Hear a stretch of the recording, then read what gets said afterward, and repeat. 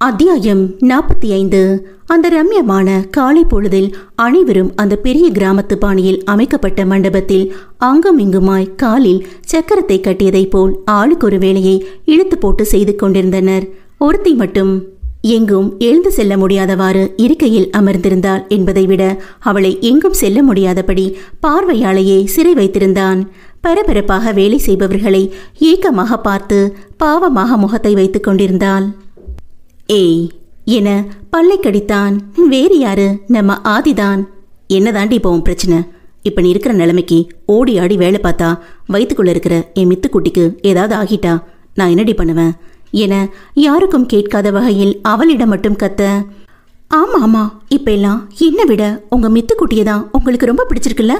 போங்க, உங்க மித்துக்குட்டி வரும்போது அவளையே வச்சுக்கோங்க. உங்களை யாரு கேட்க போறா? இனிமே என்கிட்ட வராதிங்க. இப்போ உங்களுக்கு என்ன, உங்க குழந்தைனா பத்திரமா ஒரு பிரச்சனையும் இல்லாம பெத்து கொடுக்கணும், அவ்வளவுதானே. கவலைப்படாதீங்க. என் உயிரே இதுல போனாலும் உங்க குழந்தைக்கு ஏதும் ஆகாம உங்க கையில தந்துட்டு தான் கண்ணை மூடுவேன் என்றவள் கன்னத்தில் தன் முழு பலத்தையும் திரட்டி பலத்த சத்தத்துடன் விட்டிருந்தான் ஒரு அறை.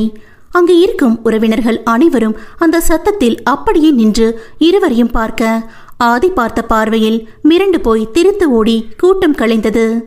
மித்ராவின் அம்மா, சித்தி, அமிர்தா என குடும்பத்தினர் மட்டும் அங்கு வயிற்றில் நெருப்பை அள்ளி கட்டியது போல என்ன நடந்தது ஏது நடந்தது என தெரியாமல் ஒரு இடத்தில் நிற்க முடியாமல் தவித்து போயினர். அமிர்தா மட்டும் தைரியத்தை வரவழைத்து பரிதவி போடு வந்து, ஆதி என்னப்பா ஆச்சு? ஏன் மித்ராவை அடிச்ச? பாவம் வயிற்று பிள்ளைக்காரி என அவளுக்கு பரிந்து பேசிய அமிர்தாவை கண்களாலேயே எரித்தவன், அம்மா ப்ளீஸ், நீங்க இல்ல வேறு யாரும் இதுல தலையிடாதீங்க என கர்ஜனையாக சொல்ல அதில் அப்படியே மிஞ்சியிருந்தவர்களும் கலைந்து போயினர். இப்போது மித்ரா பக்கம் சிவப்பேரிய அனல் வீசும் பார்வையை பதிக்க கன்னத்தில் கை வைத்து வழியில் அழுது கொண்டிருந்தவள் அவன் பார்வை வீச்சில் அழுகையை கட்டுப்படுத்தி உதடு துடிக்க அவனை பார்த்து ஏதோ பேச வாயெடுக்க, பேசாத என்பது போல் கை காட்டியவன் ஒரு விரல் நீட்டி, மித்ரா இன்னும் ஒரு வார்த்தை நீ பேசினா நான் என்ன பண்ணுவேன்னு நீ யோசிச்சு கூட பார்க்க முடியாதபடி பண்ணிடுவேன். பேச வேண்டியதெல்லாம் நல்லா தெளிவா பேசிட்ட. இனி நீ பேசுறதுக்கு ஒன்றும் இல்லை. நீ கஷ்டப்படுவேன் தான் உன் அண்ணன் தங்கச்சிங்க கல்யாணத்துக்கு கூட கூட்டிட்டு வந்தேன். வந்த வேலையை மட்டும் முடிச்சுட்டு கிளம்பு. இதுக்கு நடுவில் என்கிட்ட ஒரு வார்த்தை பேசுன கொன்னுடுவேன் என கோபம் தாழாமல் கடுமையாக உரைத்தவன் அவளை தனியாக விட்டு செல்லவும் மனமில்லாமல் அருகில் இருந்த இருக்கையிலேயே கண்களை இறுக மூடி சாய்ந்து அமர்ந்து விட்டான். அவனையே பார்த்தவளுக்கு கண்ணீர் நிற்காமல் கரை புரள அவன் அடித்த கன்னம் வேறு தக்காளி பழமாக சிவந்து வழியில் வின் வின் என்றது. இப்ப நான் என்ன பேசிட்டேன்னு இப்படி கோபப்பட்டு எல்லாரும் முன்னாடியும் என்ன அடிச்சு திட்டிட்டு என்னமோ இவர் அடி வாங்கின மாதிரில உட்கார்ந்துருக்காரு. நினைக்க மட்டுமே முடிந்தது அவளால். இன்று 3 ஜோடிகளுக்கு திருமணம் நடக்கவிருக்கிறது. விக்ரம் வெட்ஸ் சுபத்ரா, சரண் வெட்ஸ் நிலா, நிலன் வெட்ஸ் நித்யா. முதலில் தங்கைகளின் திருமணத்தை பார்த்த பின் தான் தன்னுடைய திருமணம் நடக்கும் என்று நிலன் திட்டவட்டமாக சொல்லிவிட அதன்படியே பெரியவர்களும் ஒப்புக்கொண்டனர். சில மாதங்களுக்கு முன்னால் நிலா மற்றும் சரணின் காதல் விவகாரம் வீட்டிற்கு தெரிய வந்து வீட்டினரும் அவர்கள் காதலுக்கு தடை கூறாமல் நிலன் விக்ரம் திருமணத்தன்றே இவர்கள் திருமணத்தையும் நடத்த முடிவு செய்தனர். அமிர்தாவும் தேவும் 5 நாட்கள் முன்னமே வந்து சம்மந்தி வீட்டு வேலை என நினைக்காமல் அனைவரிடமும் சிரித்து பேசி பாகுபாடின்றி வேலையை செய்தனர். பணக்காரர்கள் என எந்த ஒரு அலட்டலும் இல்லாமல் மனமகிழ்வோடு தங்களின் இத்தனை வருட சிறை வாழ்வை மறக்கும்படி சுற்றி திரிந்தனர்.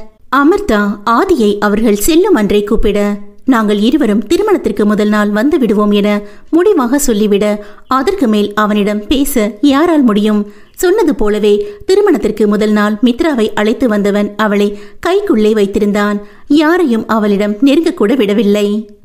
மித்ரா திருமணத்தன்றே ஆதி நிலனை சுட்டதை பார்த்தவர்கள், நலம் விசாரிப்பவர்கள் கூட ஆதியை பார்த்து பயந்து கொண்டே ஓரிரு வார்த்தைகளில் முடித்து கொண்டனர்.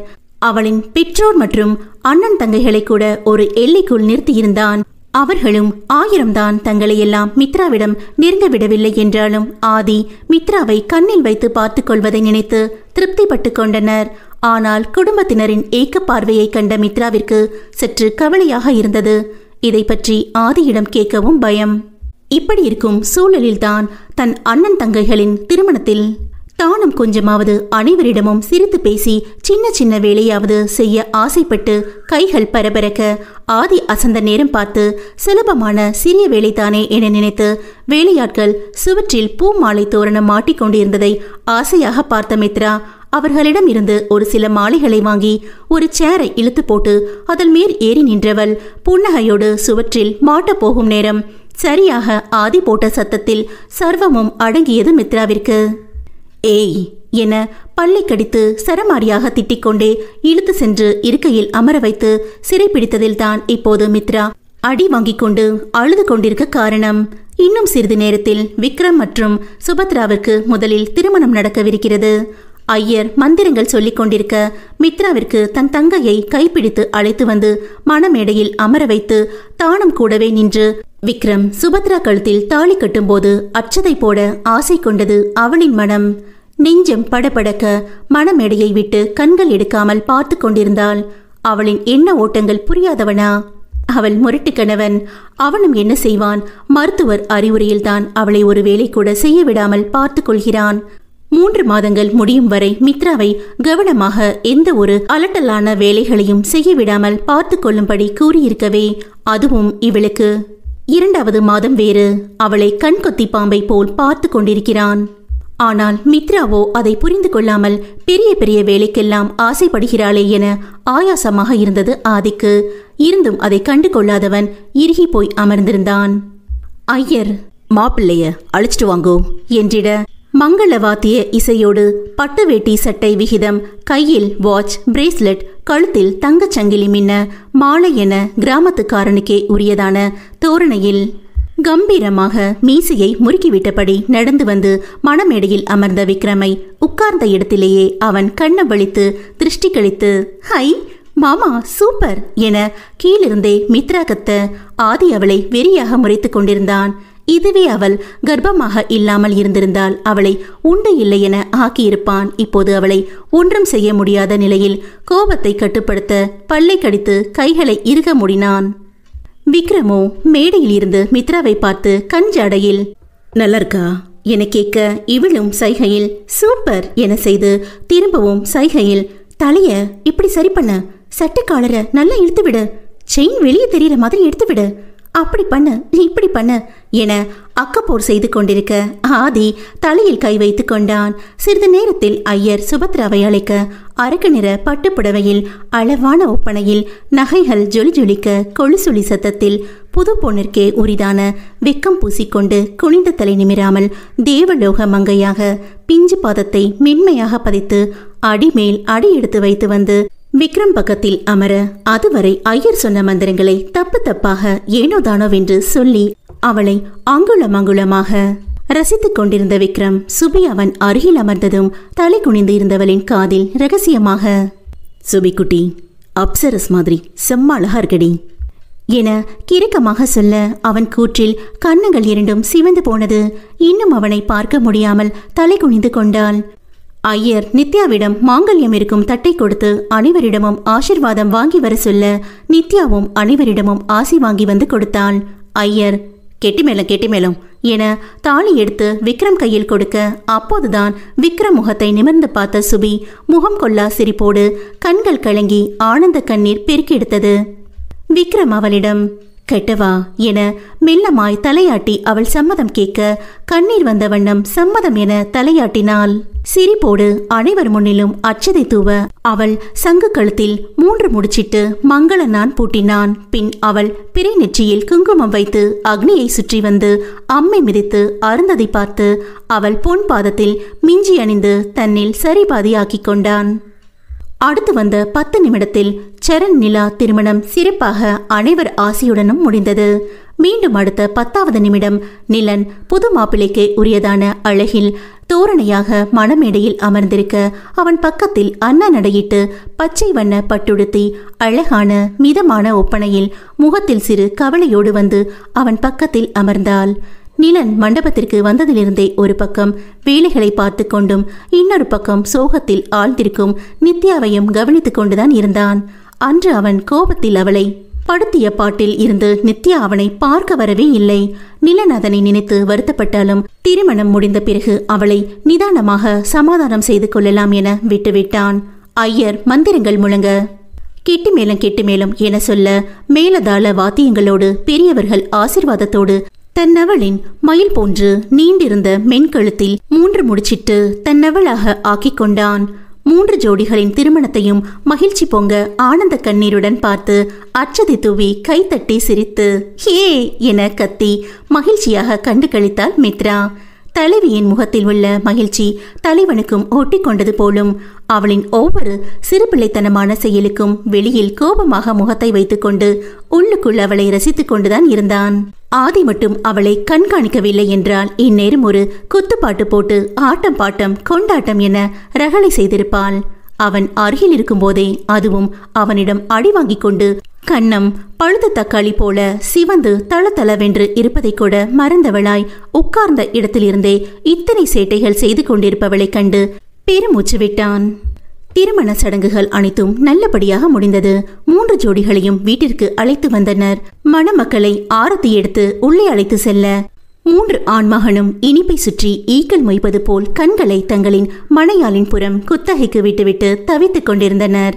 மணமகள்கள் மூவரும் ஒரு அறையில் தங்க செல்ல மித்ராவும் தன் தங்கைகள் தோழியுடன் சென்று கொஞ்ச நேரமாவது சிரித்து பேசிவிட வேண்டும் என்று ஆதியிடம் கேட்க பயந்து அவனையே பாவமாக பார்த்தாள். ஓர விழியால் அவளை கண்டவனுக்கு சிரிப்புதான் வந்தது. இத்தனை பயத்தை வச்சுக்கிட்டு என்னென்ன ஆட்டம் போடுறடி நீ என்று நினைத்தவன் அவள் கர்ப்பமாக இருக்கும் போது எதற்கும் ஏக்கம் கொள்ளக்கூடாது என அமிர்தா சொன்னதை நினைத்தவன் சரி கொஞ்ச நேரம் தானே பாவம் என் மித்து பேபிய அடிச்சிட்டேன் வேற என நினைத்து போய் பேசிட்டு வரட்டும் என்று அவனிடம் சொல்லாமல் மித்ரா பார்க்கும் நேரம் வெளியே சென்றுவிட அவன் எதற்காக தன்னை தனியாக விட்டு செல்கிறான் என புரிந்து கொண்டவள் இப்போதுதான் சிறகு முளைத்த பட்டாம்பூச்சி போல் ஆனந்தமாக சிறகை விரித்து பறந்தாள். அனைவரிடமும் பழைய மித்ராவாக பேசி சிரித்து உண்டு விளையாடி மகிழ்ந்தாள். தங்கை தோழிகளிடமும் சென்றவள் நால்வரும் பேசிக்கொண்டே இருந்தார்கள். என்ன பேசினார்கள் என்று கேட்டால் அது அவர்களுக்கே தெரியாது. இப்படியே மகிழ்ச்சியாக நேரங்கள் கடந்து இரவு வேளையும் வந்தது. மித்ராவின் முரடன் சரியாக வந்துவிட்டான் அவளை அழைத்து செல்ல. ஆதி வந்ததும் மித்ராவின் முகம் சோகத்தில் ஆழ்ந்ததை கண்டு கொண்டான் கல்வன். அத்தியாயம் 46. இரவு சடங்குகளுக்காக 3 மணமகன்கள் மணமகள்களையும் அலங்கரிக்க தொடங்கியிருந்தனர். மணமகன்கள் மூவரும் ஒரு அறையில் பட்டு வேட்டி சட்டையில் ஜோராக அமர்ந்து ஒருவரை ஒருவர் பார்த்து கொண்டு எப்படா எங்களை அனுப்புவீங்க என்ற எண்ணத்தில் ஏங்கி போய் காத்து கொண்டு கிடந்தனர். அவர்கள் எண்ணம் போலவே ரொம்ப நேரம் காக்க வைக்காமல் மூவரையும் அவரவர் அறைக்கு அனுப்ப மூவரும் மகிழ்ச்சியில் கை குலுக்கி வாழ்த்து சொல்லி பிரிந்து சென்று தங்களின் மனையாளின் வருகைக்காக காத்திருந்தனர். சரண் அவன் அறையில் அமர்ந்திருக்க நிலா நீலவண்ண புடவையில் ஜொலித்து கொண்டு பால் சொம்புடன் வர சரண் ஆசையாக பார்த்து இருவரும் சேர்ந்து சிரித்து பேசி தங்களின் இல்லறத்தை சிறப்பாக தொடங்க ஆரம்பித்தனர். நிலன் அவன் அறையில் கைகளை பிசைந்த வண்ணம் பதட்டமாக அமர்ந்திருந்தான். நித்யா மஞ்சள் வண்ண பட்டுடுத்தி கையில் பால் சொம்புடன் முகத்தில் கவலைகள் தேய்ந்து உள்ளே வர அவளை காண நிலனுக்குத்தான் சங்கடமாக இருந்தது. அவள் தயங்கி அப்படியே நிற்க அவள் உட்காராமல் நின்று கொண்டிருப்பதைக் கண்டவன் வா நித்யா வந்திங்க உட்காரு என்று தன் அருகில் அமரும்படி தட்டி சொல்ல அவளும் அவனை பாராமல் லேசாக தலையசைத்து அவன் அருகில் பால் சொம்போடு அமர அத கொடு என பாலை வாங்கி மறுபுறம் வைத்தவன் அவள் கைகளை பிடித்து கொண்டான். அவளுக்கோ அன்று நிலன் அவளிடம் நடந்து கொண்டதின் விளைவு அவன் தொட்டவுடன் உடல் நடுங்கியது. அவளின் நடுக்கம் எதனால் என புரிந்தவனுக்கு அவன் மேலேயே கோபம் வர நித்யா என் மேல இன்னும் நீ கோபமா தான் இருக்கியா? நான் பண்ணது தப்புதான். அன்னைக்கு நீ எவ்வளோ கஷ்டப்பட்டிருப்ப. ஆனா அது எதையும் நான் வேணும்னு பண்ணலமா, ஏதோ ஒரு உணர்ச்சி வேகத்துல என அதற்கு மேல் சொல்ல முடியாமல் நிலன் தலை குனிய அவன் எதிர்பாரா நேரம் நெஞ்சில் நன்றாக சாய்ந்து அவனை கட்டி கொண்டாள். அவள் இன்ப அதிர்ச்சியில் ஏய் நித்திமா என்னடா பண்ற?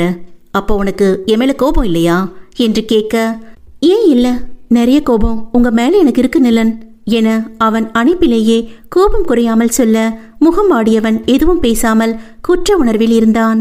அவனிடம் பதில் வராததால் நம்முட்டு சிரிப்பு சிரித்தவள் யோசிக்காமல் அவன் இதழை சிறை செய்திருந்தாள். நிலன் கண்கள் விரிய நடப்பதை நம்ப முடியாமல் பார்த்தான். அவளே அவனிடமிருந்து பிரிந்து அவன் முகம் பார்த்து, உங்க மேல எனக்கு கோபம் இருக்குதான், ஆனா அது அன்னைக்கு நீங்க என்கிட்ட அப்படி நடந்துகிட்டதுனால கொஞ்சம் இருந்தது. உங்க உரிமையை நீங்க எடுத்துக்கிட்டீங்க. உங்க உரிமையை மறந்து என்கிட்ட நீங்க மன்னிப்பு கேட்டது மட்டும் இல்லாம 2 மாசமா என்கிட்ட ஒரு ஃபோன் பண்ணி பேசணும்னு கூட உங்களுக்கு தோணலைல என கண் கலங்கி கேட்க, ஏய் இல்லை நித்துமா, எனக்கு உன்னை பார்க்க ஒரு மாதிரி கில்ட்டியா இருந்துச்சு. அன்னைக்கு நீ அழுததை இன்னும் என்னால மறக்க முடியலடா. இத்தனை நாளா நானும் உன்கிட்ட பேசாம உன்னை பார்க்காம குற்ற உணர்ச்சியில தவிச்சிட்டு இருந்தேன். அது மட்டும் இல்லாம எங்க மறுபடியும் என்ன மீறி ஏதாவது தப்பு நடந்துட்டு போகுதோன்னு என்று சொல்லி அவளை பார்க்க அவள் அசராமல், அப்படி தப்பு நடந்திருந்தா என்னை விட்டுட்டு போயிருப்பீங்களா என கேட்க, ஏய் என்னம்மா இப்படி பேசுற, அதை எப்படி உன்னை விட்டுட்டு போவேன் என்று பதற, அப்ப நீங்க என்ன பண்ணிருக்கணும்? நான் இங்கிருந்து போன மறுநாளே என் வீட்டுக்கு வந்து என்கிட்ட நீங்க உரிமையா என் பொண்டாட்டிக்கிட்ட அப்படி நடந்துக்கிட்டேன், அதுக்கு எதுக்கடி சொல்லாம கொள்ளாம வீட்டை விட்டு வந்தேன்னு சண்டை போட்டிருக்கணும். ஆனா நீங்க என்ன பண்ணி வச்சிருக்கீங்க, மறுபடியும் தப்பு நடந்துருமோன்னு. அப்படியே நடந்தாலும் ஏன் புருஷனுக்கு நான் என்ன தராமலா போயிட போறேன். ஆனா அன்னைக்கு மாதிரி கோபப்பட்டு முரட்டுத்தனமா இல்லாம கொஞ்சம் பூ போல ஹேண்டில் பண்ணியிருந்தா நான் வேண்டாம் நான் சொல்லியிருக்க போறேன். நிலன் அவளை இமை வெட்டாமல் பார்த்தான். இப்போ நான் என்ன பண்ணணும் நித்திமா என மனைவி வெளிப்படையாக பேசிய சந்தோஷம் கலந்த அதிர்ச்சியில் எல்லாம் மறந்து போன பள்ளி மாணவன் போல் பாவமாக கேட்க, அழுத்து கொண்டவன், அங்க பாய போட்டு தூங்க சொன்ன என தரையில் போர்வையை தூக்கி எறிந்து, சரியான டியூப்லைட், இவ்வளவு வெளிப்படையாவா ஒரு பொண்டாட்டி சொல்லுவா, சரியான மாங்கா என அவன் காதல் விழும்படி தீட்டிக்கொண்டே அவனுக்கு முதுகு காட்டி படுத்துக்கொள்ள, என்னடா இவ இப்படி பேசுறா, அன்னைக்கு நாம படுத்தின பாட்டுல எங்க அவ காலில் விழணுமோன்னு பயந்துட்டு இருந்தா என்ன ரொம்ப டேமேஜ் பண்றா குமாரு. டே நிலன், இனிமே விட்டா வேறு ஏதாவது இதுக்கு மேல அசிங்கமா சொல்லிடுவான். இனிமே நோ சத்தம், ஒன்லி முத்தம் என இன்னும் நிறுத்தாது வளவளத்துக் கொண்டிருந்த அவள் உதட்டை பற்றி இருந்தான். அவர்களின் சுகமான இல்லறம் இனிமையாக தொடங்கியது. இங்கோ விக்ரம் அறையில் குட்டி போட்ட பூனை போல் குறுக்கும் நெடுக்குமாக ஆவலாக நடந்து கொண்டிருந்தான். அவன் எதிர்பார்க்கும் பேதையோ உள்ளே வர பயம் கொண்டு அறைக்கு வெளியே பால் சொம்புடன் நின்று கையை உதறிக்கொண்டு நகத்தை கடித்து புலம்பியபடியே நின்று கொண்டிருந்தாள். ஐயோ, இந்த மாமா வேற சும்மாவே பாக்குறப்பெல்லாம் காஞ்ச மாடு கம்பங்குளைய மேயிற மாதிரி மேய்ஞ்சு போடுவாரு, இன்னைக்கு என்ன ஆக போகுதோ என வாய் விட்டே புலம்பிவிட, அதுவரை அவளின் புலம்பல்கள் அனைத்தையும் காத்திருந்து பொறுமை இழந்த விக்ரம் தானே சென்று சுபியை அழைத்து வர ஒரு முடிவோடு வெளியே வந்தவன் யாரோடோ பேசுவது போல் பேச்சு சத்தம் கேட்கவே கூர்ந்து கேட்கவும் அங்கே பாதி கதவு திறந்திருந்த வழியாக அனைத்தும் விக்ரம் காதில் விழுந்தது.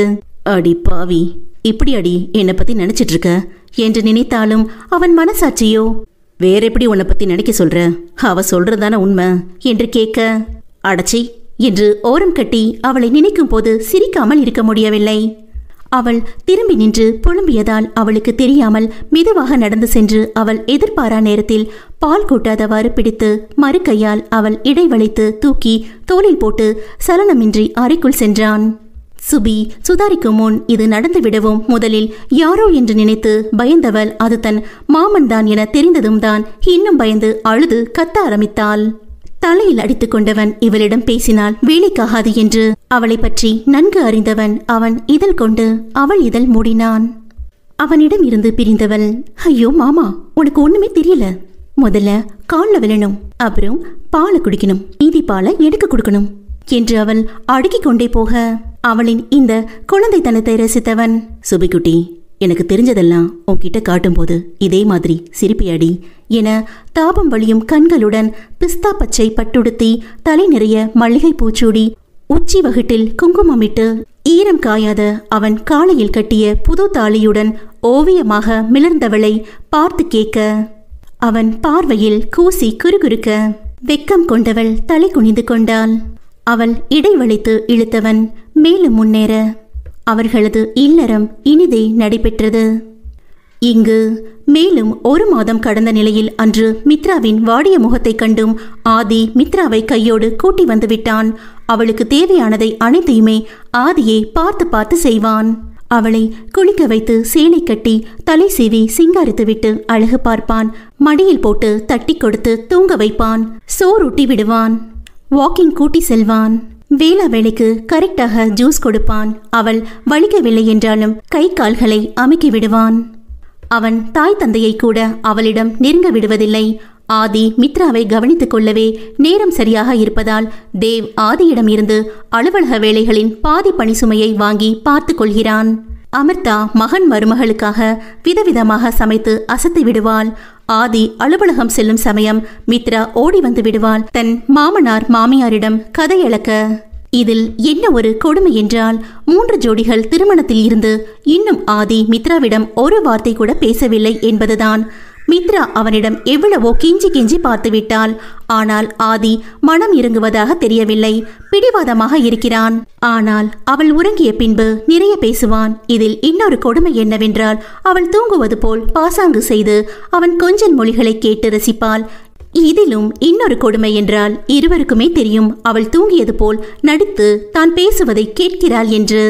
இவன் அவள் தூங்கவில்லை என்று தெரிந்தும் தான் பேசாமல் போனால் கொட்ட கொட்ட இரவு முழுவதும் விழித்திருப்பாள் என பேசுகிறான். அவன் ஏதாவது அவளுக்கு செய்ய வந்தால் இவள் முறுக்கிக் கொள்வாள். அது ஒரு நிமிடம்தான். ஏனென்றால் ஆதி அடுத்து பார்க்கும் பார்வையில் அவன் கையில் பொம்மையாக மாறிப்போவாள். மித்ராவிற்கு 3 மாதங்கள் முடிந்த நிலையிலும் அவளை எந்த வேலையும் செய்ய விடுவதில்லை. ஆதியின் அன்பில் உருகி போனாள் மித்ரா.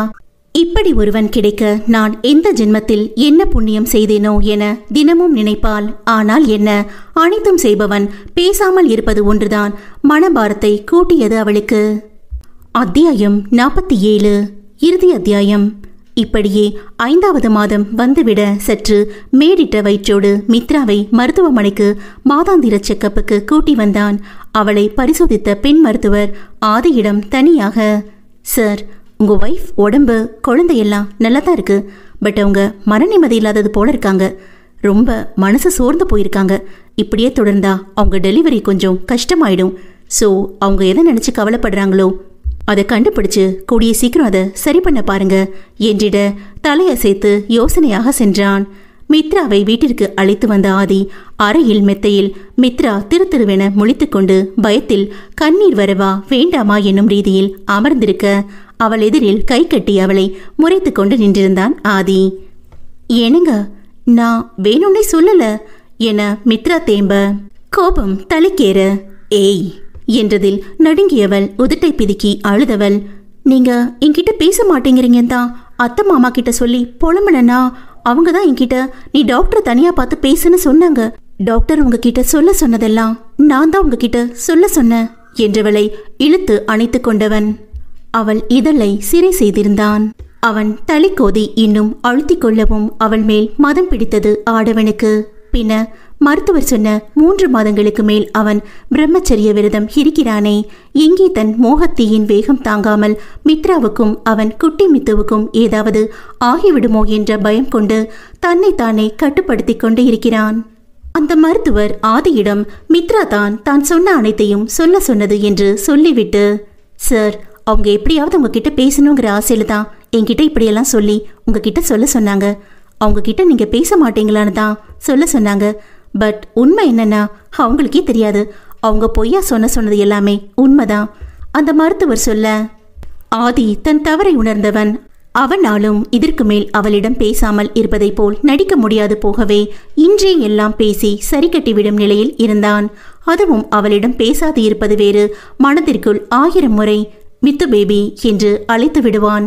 அவள் அன்று வார்த்தையை விட்டதன் விளைவே இன்று வரை அவன் அவளிடம் மௌன விரதம் இருப்பது. இதழ்களை பிரித்து அவள் நெற்றி முட்டி மூச்சு விட்டு கொண்டே, ஏண்டி அன்னைக்கு அப்படி ஒரு வார்த்தையை சொன்ன?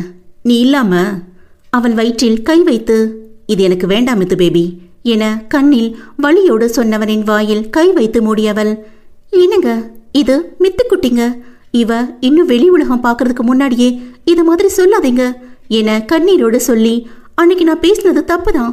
இனிமே உங்களை விட்டு பிரியற மாதிரியான எந்த ஒரு வார்த்தையும் நான் பேசவே மாட்டேன். நீங்க மட்டும் எப்ப பாரு மித்துக்குட்டின்னு இவளை சொன்னா எனக்கு கோபம் வராதா? அவளுக்காக நீங்க என்ன அடிச்சிட்டீங்கல்ல என கேட்க, ஏய், அது என் குட்டிக்காக அடிக்கல, என் மக்கு பொண்டாட்டி. அன்னைக்கு என்ன சொன்ன? உங்க குழந்தை பிரச்சனை இல்லாம பெத்து கொடுத்துட்டு கண்ணை மூடுவேன்னு சொல்ற. நீ கண்ணை மூடிட்டா என்னையையும் என் குட்டியும் யார் பாத்துக்குவாடி? என் குட்டியை பாத்துக்கிறியோ இல்லையோ, 1000 பேர் வந்தாலும் என்னை ஒன்னால மட்டும் தாண்டி நல்லா பாத்துக்க முடியும். அந்த உரிமையை என் அம்மாவுக்கு கூட நான் கொடுக்க மாட்டேன்டி என்று சொல்ல கண்ணீரோடு அவனை கட்டிக்கொண்டு, ஆமா, என்ன தவிர இந்த முரட்டு குழந்தைய வேறு யாரு பார்த்துக்க முடியும்? கடைசி வரைக்கும் பத்திரமா நான் பார்த்துக்குவேன், சரியா என்று சிரித்து கொண்டே கேட்க, நல்லா பார்த்துக்கோடி என்று சொல்லி அவளை அணைத்து கொண்டு கட்டிலில் விழுந்தான்.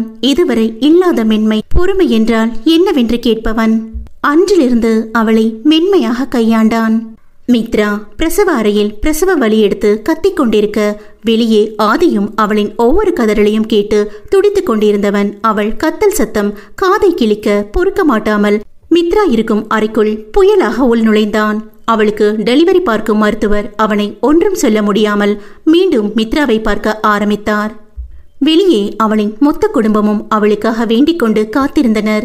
யாருக்கும் ஆதியை தடுக்க தைரியம் வராமல் போகவே அவனையே வேடிக்கை பார்த்தனர்.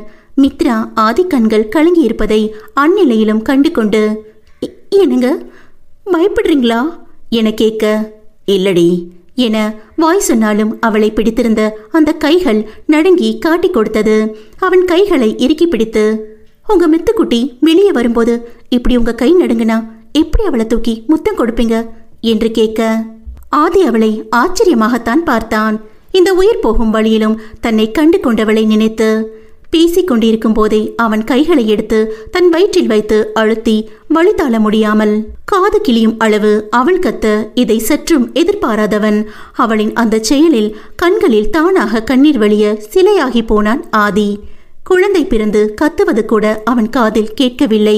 மயங்கிய நிலையில் இருந்த தன்னவளைத்தான் பார்த்து கொண்டிருந்தான். செவிலியர் வந்து சுத்தம் செய்த குழந்தையை அவனிடம் கொடுக்க புதிதாக பிறந்த ரோஜா பூ மொட்டை வாங்க கைகள் நடுங்கியது. 14 வருடங்கள் கழித்து நெஞ்சு படபடத்து பயத்தில் வேர்த்து கொட்டியது. அவன் கையில் ஆதியின் மறு உருவில் இருந்தால் அவனின் குட்டி மித்து. குடும்பத்தினர் கையில் மாறி மாறி குதூகலமாக அந்த ரோஜா முட்டு தவள முத்தமிட்டு கொஞ்சி மேலும் சிவந்திருந்த மொட்டை சிவக்க வைத்தனர். 5 வருடம் கழித்து, ஏய் இன்னும் எவ்வளோ நேரண்டி, சீக்கிரவா என ஆதி பல்லை கடிக்க இன்னும் பயந்து நடுங்கித்தான் போகிறாள் மித்ரா. இதோ வரேங்க என அவசர அவசரமாக தன் 1 வயது மகனை கிளப்பி கொண்டு வந்தாள். ஆதி மித்ராவின் 2வது புதல்வன்தான் ஆத்விக் கிருஷ்ணன். இன்று இவர்களின் மகனின் முதல் பிறந்தநாள் விழாவை வீட்டில் குடும்பத்தினர் முன்னிலையில் விமர்சையாக கொண்டாட முடிவு செய்திருந்தனர். ஆதி தோளில் ஒய்யாரமாக உட்கார்ந்திருந்தால் அவர்களின் தவ புதல்வி ஆருத்ரா. மித்ரா ஆத்விக்கை தூக்கி கொண்டு வர, ஹை அம்மா என கத்தி துள்ளினாள் ஆரு. மகள் கத்திய திசையில் பார்த்தவன் 2 குழந்தைகள் பெற்றும் இன்னும் அதே மினுமினுப்புடன் ஒயிலாக நடந்து வரும் தன்னவளை இருக்கும் இடம் மறந்து ரசித்து பார்த்தான். காலிலிருந்து இல்லாத கலவரம் பண்ணிட்டு இப்ப பாக்குறத பாரு. முதல்ல வாங்க, உங்களால தான் இவ்வளவு லேட் ஆயிடுச்சு. எல்லாரும் கேக் வெட்ட வெயிட் பண்றாங்க, சீக்கிரம் வாங்க என்றவள். இவர் மட்டும் அவர் பொண்ண கீழே விடாம கையிலேயே வச்சிருப்பாராம். அதுவே என்கிட்ட கொஞ்ச நேரம் என் பையன் இருந்தாலும் எப்படித்தான் இப்படி மூக்கு மேல கோபம் வருதோ என்று அவன் காதில் கேட்கும்படியே புலம்ப. அதற்கு ஆரு, மம்மி நான் அப்பாவை டிஸ்டர்ப் பண்ணாம நல்ல பொண்ணா கியூட் கேர்லா இருக்கேனா, ஆனா இந்த ஆதி ஒன்ன நைட்டெல்லாம் தூங்க விடாம அழுதுட்டே இருக்கானா, அதான் டாடி திட்டுறாரு மம்மி என்று தந்தைக்கு பரிந்து பேச ஆரு பேசியதற்கும் சேர்த்தே ஆதியை மித்ரா முறைக்க ஆதி ஸ்டைலாக தலை கோதி வாய் குவித்து சிரித்தான். அவன் காதில், யாரு ஆத்வி தூங்க விட மாட்டேங்கிறானா இல்ல நீங்களா? ஆருவ கூட்டு சேர்த்து வச்சுக்கிட்டு என்னென்ன பண்றீங்க நீங்க என கடிந்து கொண்டவளை, பின்ன என்னடி ஆத்விக்கை பார்த்து கொண்டே, இவன் உன்னை கொஞ்ச நேரம் விடுறானா பாரு, எப்ப பாரு அவனை உன் நெஞ்சு மேல போட்டு தூங்குனா நான் எங்கடி தூங்குறது? எனக்கு அங்க படுக்காம தூக்கமே வராதுன்னு உனக்கே நல்லா தெரியுமே. என் பொண்ணு எப்படி எனக்கு கஷ்டம் கொடுக்காம என் அம்மா கிட்ட போயிடுறா, இவனும் இருக்கானே என தன் 1 வயது மகனுடன் ஆதி மல்லுக்கு நிற்க மித்ராவிற்கு கண்ணை கட்டி கொண்டு வந்தது. நொந்து போனாள். ஆரு பிறந்தது முதல் பசியாற்ற மட்டுமே மித்ராவிடம் வருவாள். பின் பகலில் ஆதி அலுவலகம் விட்டு வந்தால் ஆருவிடம் சிறிது நேரம் செலவிட்டு இரவில் ஆரு அமிர்தாவை தேடி அழ தேவ் அமிர்தா அருகிலேயே இன்று வரை உறங்குகிறாள். ஆரு என்னதான் தந்தையின் சாயலில் இருந்தாலும் அவளின் குணங்கள் அனைத்தும் மித்ராவின் குணம்தான். ஆனால் ஆத்வி அப்படி இல்லையே. மித்ரா சாயலில் உள்ளவனின் குணங்கள் யாவும் தந்தையின் பிடிவாத குணமே. ஆதி எப்படி மித்ராவை ஒரு நொடி கூட பிரிய மாட்டானோ அதே போல்தான் தூங்கும் நேரத்தில் கூட மித்ரா வேண்டும். மித்ராவை காணவில்லை என்றால் ஊரை கூட்டி பஞ்சாயத்து பண்ணும் அளவு கத்தி ஆர்ப்பாட்டம் செய்வான். குட்டி ஆதி செய்யும் குறும்பில் மித்ரா மகனை கொஞ்சி தீர்த்து முத்தமிட ஆதிக்கும் தன் மகனின் குறும்பில் சிரித்து ரசித்தாலும் மகனிடம் மித்ராவிற்காக நீயா நானா பட்டிமன்றம் நடத்தாமல் விடமாட்டான். உனக்கு நான் சளைத்தவன் இல்லை. ஆடு நீ 8 அடி பாயும் போது குட்டி நான் 16 அடி பாய மாட்டேனா என்னும் ரீதியில் மித்ராவை விடுத்து யாரிடமும் போக மாட்டான். அப்பா மகன் சண்டையை பார்த்து மித்ராவினால் ரசிக்காமல் இருக்க முடியாது. ஆதியின் பாவமான முகத்தை பார்த்து மித்ராவிற்கே கஷ்டமாகி போய்விடும். ஆத்விக்கை எப்படியாவது கஷ்டப்பட்டு தூங்க வைத்து தான் வளர்த்த முரட்டு குழந்தைக்கு தாயாகியும் தாரமாகியும் போவாள். இன்றும் அதேபோல் விடிய விடிய தூங்காமல் ஆதியை மித்ரா அருகில் நெருங்க விடாமல் தன் முட்டை கண்களை உருட்டி இருவரையும் மாறி மாறி பார்த்து காவல் காத்தவன் விடியல் வரும்போதுதான் தூங்கினான். ஆதி வெறி கொண்டு இதற்காகவே காத்து கொண்டிருந்தவன் போல், நீ எனக்கு புள்ளனா, நான் உனக்கே அப்பண்டா என மித்ராவை அலைக்காக தூக்கி கொண்டு குளியல் அறைக்கு சென்றவன்தான். ஆத்விக் அழும் சத்தம் கேட்டுத்தான் ஆதியை வலுக்கட்டாயமாக அறையை விட்டு துரத்திவிட்டாள். அதற்குள் ஆத்வியை விட ஆதி செய்த அளப்பறையை மித்ராவினால் சமாளிக்கவே முடியவில்லை. இப்போதும் ஆத்விக் பிறந்தநாள் விழாவிற்காக சொந்தங்கள் கூடியிருக்க ஆதி அவளிடம் செய்யாத சீண்டல்கள் இல்லை. அவன் சீண்ட அவள் சினுங்க என பிறந்த நாள் விழா நல்லபடியாக கலகலப்பாக முடிய சொந்தங்கள் வாழ்த்திவிட்டு கிளம்பிவிட நாமளும் அவர்கள் இன்று போல் என்றும் வளமுடன் நலமுடன் மகிழ்ச்சியாக வாழ்க என வாழ்த்தி விடைபெறுவோம். நன்றி. தீனிசை தென்றலும் புயலும் நாவலுக்கு ஆதரவு கொடுத்த அனைவருக்கும் தீனிசை தமிழ் நாவல் இந்துஸ் லவ் ஆடியோ புக் சார்பாக எங்களின் மனமார்ந்த நன்றிகள். இந்து.